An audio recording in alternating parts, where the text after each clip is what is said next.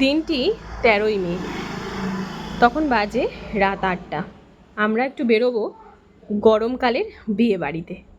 এটা বলছি কেন, আমার যেন একটা সমস্যা হয় বাইরে যখন যাব, বিশেষ করে কোনো নিমন্ত্রণ বাড়িতে গেলে তো ভালো করে সাজগোজ করে যেতে হয়, আর সাজগোজ করতে গেলে এই গরমের মধ্যে আমার যেন একটা বিরাট বড় একটা আলিস্যি কাজ করে।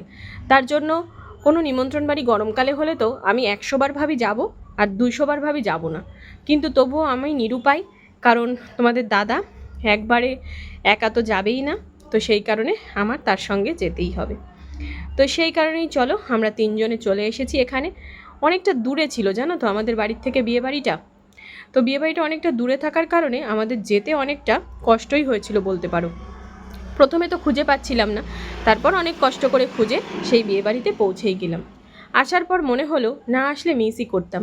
কত সুন্দর দেখো, নহবত বাজানো হচ্ছিল, ওখানে মিউজিক চলছিল।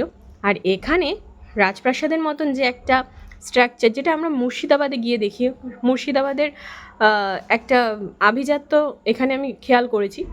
তো এখানেই ছিল সেই কনের ঘর। এখানে কনে বসেছিল, তার সঙ্গে একটু কথা হলো, আলাপ হলো, হওয়ার পর কিছু ছবি তোলা হলো। একসঙ্গে ছবি তুলে তারপরে আমরা চলে আসলাম বাইরে। মেয়েটির ব্যবহার ছিল অসাধারণ, না বললে বিশ্বাস করতে পারবে না। আমাদের সঙ্গে খুব সুন্দর আতিথেয়তাও তারা করেছে। এবার এখান থেকে আর এক চিন্তা শুরু, আসতে দেরি হয়ে গেছে, আবার বাড়িতে কিট্টু রয়েছে। চলো এবার চারিদিকটা এবার একটু ঘুরে দেখব। ঘুরে দেখারও জানো তো হাতে বেশি টাইম নেই। এইদিকে আমাদের কিট্টু বাড়িতে রয়েছে, তো ওখানেও তাড়াতাড়ি আমাকে যেতে হবে। আর এখানে ব্রাইডদেরকে নিয়ে আসা হয়েছিল, এখানে একটা সুন্দরভাবে ফুল ছড়ানো হলো, একটা অন্যরকম একটা মোমেন্ট ছিল, খুব ভালো লেগেছে। আর এইটা ছিল বিয়ের মণ্ডপ, আর আমরা বুফে খাওয়া দাওয়া করেছি। খাওয়া দাওয়া করে এবার চলো আমাদের বেরোনোর টাইম হয়ে গেছে, এবার বাড়ির দিকে রওনা দেবো খুব তাড়াহুড়ো করেই সব কাজ